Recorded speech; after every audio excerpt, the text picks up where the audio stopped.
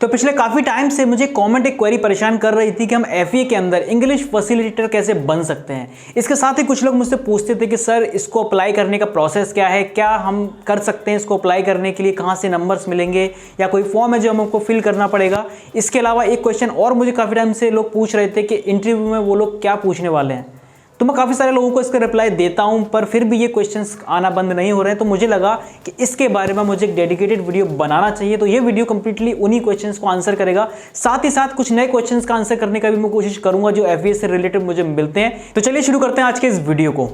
तो पहले जो भी लोग इस चैनल पर नए हैं, इस वीडियो में नए हैं, तो उन लोगों को मैं एक शॉर्ट डिस्क्रिप्शन देना चाहता हूं एफईए के बारे में। तो FEA stands for freedom employability academy, जो कि आर्म फाउंडेशन की तरफ से फ्री इंग्लिश प्रोवाइड कराते हैं यंग यूथ्स को, वो भी बिल्कुल फ्री में। और काफ़ी सारे ऐसे यूथ्स हैं जिनमें मैं भी इंक्लूडेड हूँ, मेरे फ्रेंड्स हैं काफ़ी सारे जिन्होंने एफईए के कोर्स को करने के बाद काफ़ी सारी करियर अपॉर्चुनिटीज़ को अनलॉक किया है और अपने करियर में काफ़ी सारे अच्छे चेंजेस, मैं कहूँगा पॉजिटिव चेंजेस पाए हैं।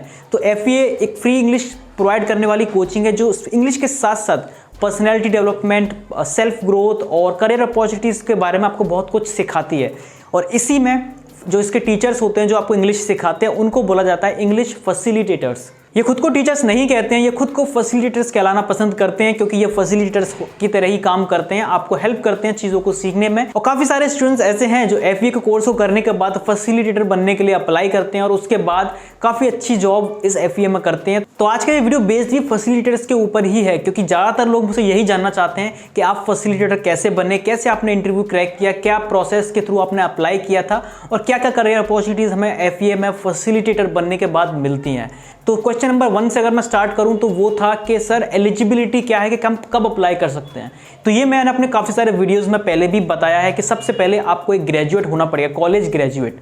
आपके पास लास्ट ईयर का मार्कशीट होना चाहिए, चाहे ऑनलाइन प्रिंट से भी काम चल सकता है। इसके साथ आपकी इंग्लिश पर अच्छी कमांड होनी चाहिए, आपके जो नॉर्मल वोकेबलरी एरर्स नहीं होनी चाहिए, पंक्चुएशन एरर्स नहीं होनी चाहिए। साथ ही साथ आपकी जो कॉन्फिडेंस है वो भी अच्छा होना चाहिए क्योंकि फैसिलिटेटर बनने के बाद आपको आगे फैसिलिटेट भी करना है काफ़ी सारे स्टूडेंट्स के सामने। सेकंड क्वेश्चन की अगर मैं बात करूं कि सर अब मैं ग्रेजुएट हूं, मेरी इंग्लिश भी अच्छी है, but how to apply for the facilitator. तो इसका आंसर बहुत सिंपल है। आपको सिंपली एफईए की वेबसाइट पे जाना है, वहाँ पर आपको एचआर्स के नंबर मिलेंगे। आपको सिंपली उनसे पूछना है कि सर मेरे इस एरिया में वैकेंसीज अवेलेबल हैं या नहीं, या अगर आप कहीं आउट शिफ्ट होने के लिए भी तैयार हैं, यानी कि अपनी सिटी छोड़ने के लिए जहाँ पर इसकी ब्रांचेज अवेलेबल हैं, तो आप वो चीज़ भी पूछ सकते हैं कि सर अगर किसी और जगह पर वैकेंसीज अवेलेबल हैं तो प्लीज़ लेट मी नो। उसके बाद जब वो इस कॉन्वर्सेशन से आप फ्री होते हो, यानी कि अगर वो आपको बताते हैं कि सर हाँ हमारे पास वैकेंसीज अवेलेबल हैं, देन आप टेलीफोनिक राउंड के लिए जाओगे। टेलीफोनिक राउंड में सिंपली आपसे कुछ कॉन्वर्सेशन की जाएगी जिससे आपके इंग्लिश का लेवल समझा जाएगा।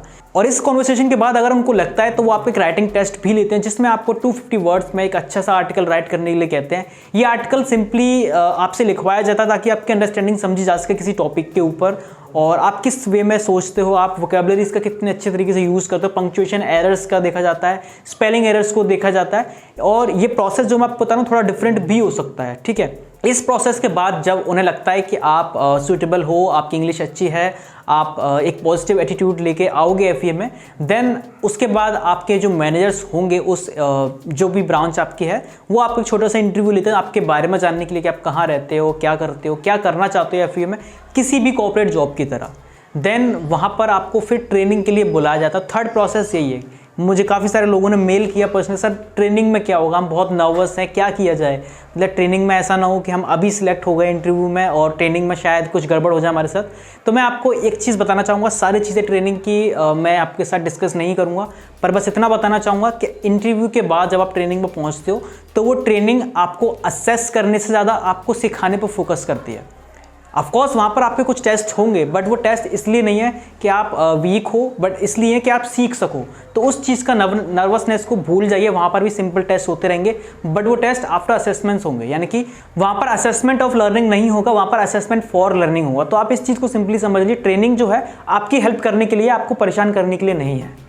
और जब आपकी ट्रेनिंग क्लियर हो जाएगी तो अगेन आपका एक इंटरव्यू होगा जो आपके मैनेजर्स ही लेंगे, ताकि आपकी जो ट्रेनिंग की अंडरस्टैंडिंग है उसको वो समझ सके कि हाँ आपने ट्रेनिंग से कितना कुछ सीखा है और आप कितना तैयार हो एक फैसिलिटेटर बनने के लिए। एक सिंपल सी बात और मैं आपको बताना चाहूँगा कि FEA की जो ट्रेनिंग है वो आपको कुछ भी चार्ज नहीं करती है, वो ट्रेनिंग भी कम्प्लीटली फ्री है। एंड इवन ट्रेनिंग के साथ आपको एक स्टाइपेंड भी दिया जाता है जिससे आप अपने जो छोटे मोटे एक्सपेंसेस हैं उसको आप फुलफिल कर सको। तो जो ट्रेनिंग है काफ़ी ज़्यादा अच्छी ट्रेनिंग है। मैं समझता हूँ सभी टीचर्स को ट्रेनिंग मिलनी चाहिए जिससे वो सभी एक टीचर से ज़्यादा अच्छा एक फैसिलिटेटर बन सके, क्योंकि फैसिलिटेटर आपको बहुत ज़्यादा अच्छी तरीके से हेल्प कर सकता है चीज़ों को सीखने में।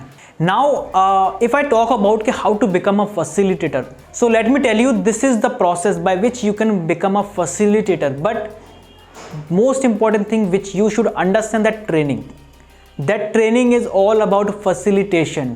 You cannot become a facilitator without that training. So take that training seriously and with positive attitude so that you can apply or you can reflect what you learn during the training.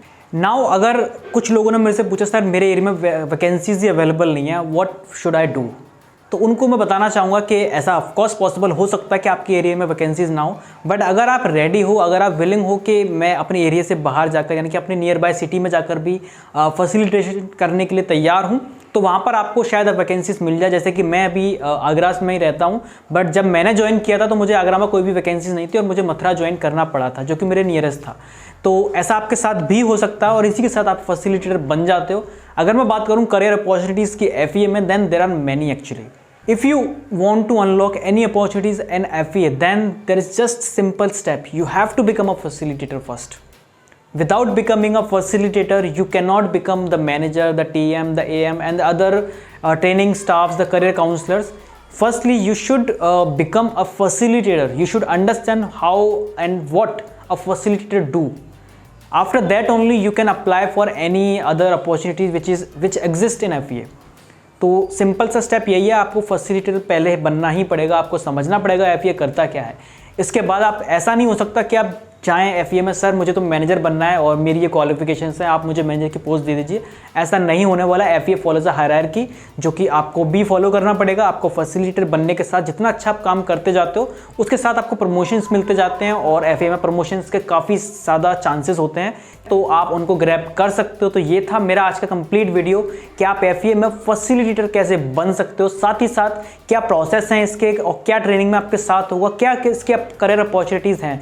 तो I hope कि मैंने ज़्यादातर questions का answer किया है, पर इसके बाद भी अगर आपका कोई क्वेश्चन रह जाता है तो प्लीज़ कमेंट बिलो। और अगर आप FEA को और भी ज़्यादा समझना चाहते हो इसके ऑप्शंस के बारे में, तो मैंने इससे पहले भी कुछ वीडियोस बनाए हैं FEA के बारे में, ये वीडियोस आप देख सकते हो। सिंपली अगर आप फैसिलिटेटर बनना चाहते हो तो आपको ये वाला वीडियो देखना चाहिए। इसके अलावा अगर आप करियर काउंसलर के बारे में समझना चाहते हो तो आपको ये वाला वीडियो भी जरूर चेकआउट करना चाहिए। तो इसी के साथ दोस्तों, अगर आपको ये वीडियो अच्छा लगा हो तो प्लीज़ इस वीडियो को लाइक कीजिए, इसे शेयर जरूर करना और अगर चैनल पर नए तो प्लीज़ चैनल को सब्सक्राइब जरूर करना। Thank you very much.